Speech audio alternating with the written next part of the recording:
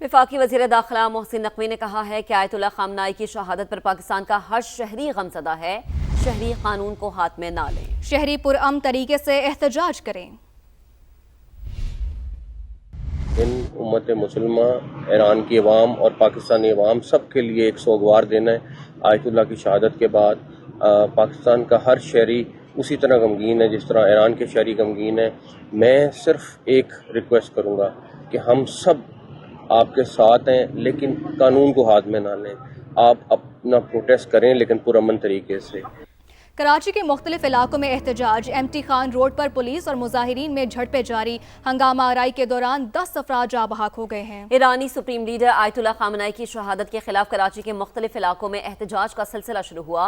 अमरीकी काउंसिल खाने में मुजाहिरीन ने तोड़ फोड़ की और पुलिस चौकी को आग लगा दी। पुलिस की मजीद नफरी ने मौके पर पहुंचकर हालात को कंट्रोल में लिया। नुमाइश चौरंगी पर मुजाहिरीन की बड़ी तादाद मौजूद है। शाहीन कॉम्प्लेक्स पर भी मुजाहिरीन और पुलिस में झड़पें हुई। आई चंडीगढ़ रोड को ट्रैफिक के लिए क्लियर कर दिया गया है। कराची में अमरीकी कौंसल खाने के करीब एहतजाज। हुकूमत सिंध ने वाक़े के तमाम पहलुओं का गैर जानिबदाराना जायजा लेने के लिए JIT तश्कील दे दी है। वाक़े में इंसानी जानों के ज़िया पर गहरे दुख और अफसोस का इजहार किया है, जबकि एलामिया में कहा गया है कि पुरअमन माहौल को बरकरार रखना हम सब की मुश्तरका जिम्मेदारी है। किसी भी किस्म की तोड़ फोड़, तशद्दुद या कानून हाथ में लेना मुनासिब अमल नहीं है।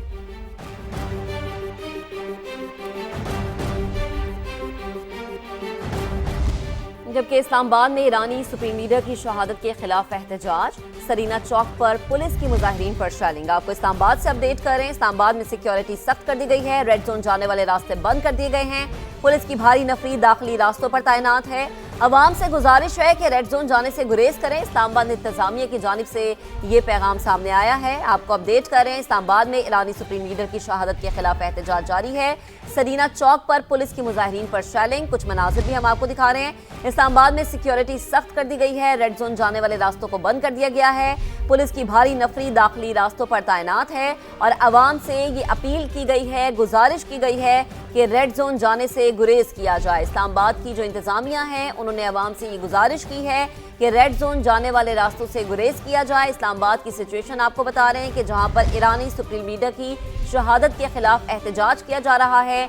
बच्चे, जवान, बुजुर्ग, खवातीन इस एहतजाज में शामिल है। ये मनाज़िर आप देख सकते हैं। सरीना चौक पर पुलिस की मुजाहिरीन पर शेलिंग। रेड जोन में जाने की कोशिश की जा रही है। इस्लामाबाद में सिक्योरिटी सख्त कर दी गई है और रेड जोन जाने वाले रास्तों को बंद कर दिया है। इसी पर बात करेंगे। नुमाइंदे खुसूसी कमरुल मुनव्वर हमें ज्वाइन कर चुके हैं। कमर, क्या सिचुएशन है इस एहतजाज के हवाले से? जी, मुजाहिरीन का ये कहना था कि वो अमेरिकन एम्बेसी के बाहर जाकर एहतजाज करना चाहते हैं, जिसके बाद रेड जोन को जाने वाले तमाम रास्ते जो हैं उनको मुकम्मल तौर पर बंद कर दिया गया है।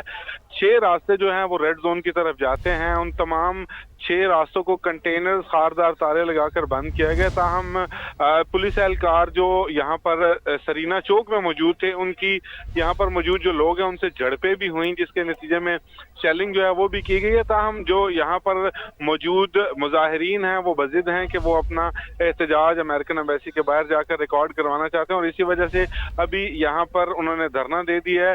एम्बेसी रोड के ऊपर तमाम जगह पर जो है ये मुजाहिरीन मौजूद है और इनकी जानिब से ये कहा जा रहा है कि वो अमेरिकन एम्बेसी के बाहर जाकर एहतजाज जो है वो करना चाहते हैं। दूसरी जानिब मैं आपको ये बताऊं कि पुलिस ने कंटेनर्स और खारदार तारे लगा के ये 6 रास्ते जो हैं, जिसमें सरीना चौक, नाजरा चौक, डी चौक, मैरियट चौक और मागला रास्ता है, इसको मुकम्मल तौर पर बंद किया है। तमाम एक्टिविटीज जो रेड जोन के अंदर हो रही थी उनको खत्म कर दिया गया है। पुलिस की भारी नफरी जो है वो तीनों एहतजाज के पेश नजर अहम रास्तों को इस्लामाबाद में सील किया गया। हमारे नुमाइंदे कमरुल मुनव्वर हमें अपडेट कर रहे थे। कमर, आपका शुक्रिया।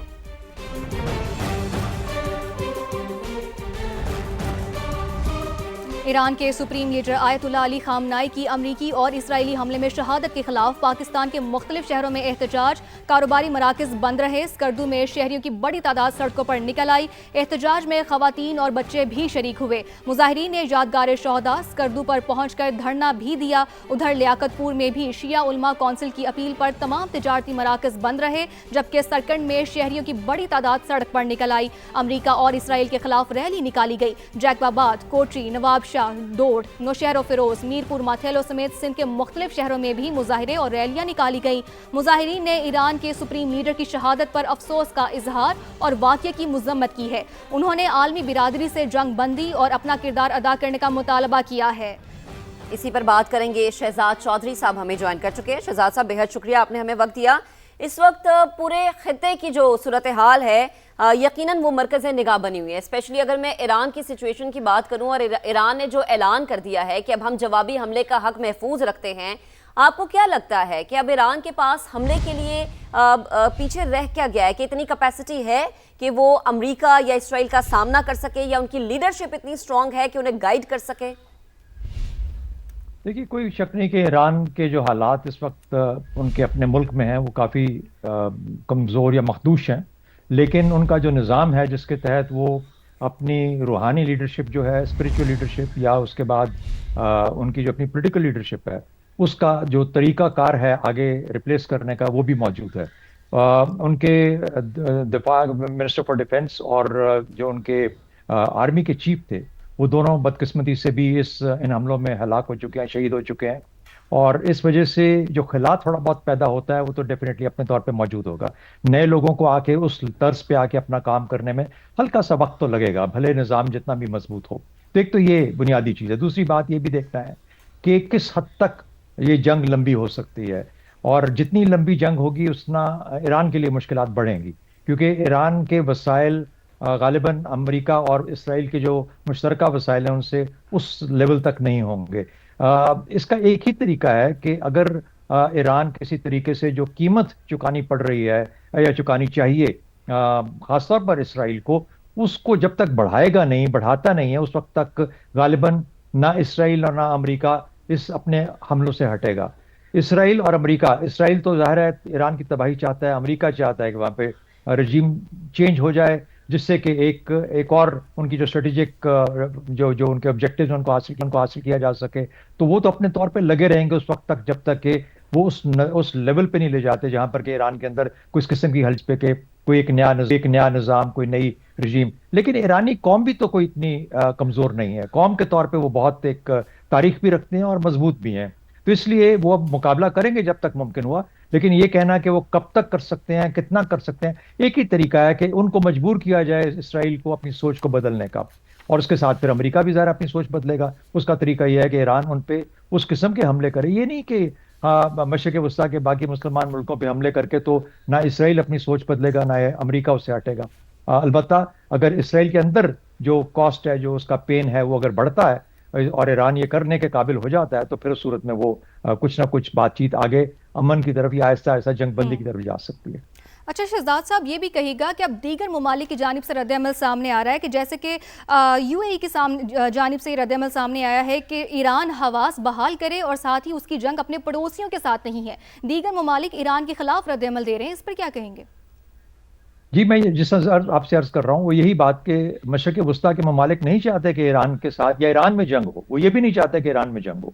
उनकी कोशिश अब तक ये रही है कि मामला बातचीत के जरिए हल किए जाए, क्योंकि इतने पड़ोस में सब लोग हैं कि उसके बाद जो उसके असरात हैं वो बहुत देर तक रहेंगे इन सल्तनतों के ऊपर भी।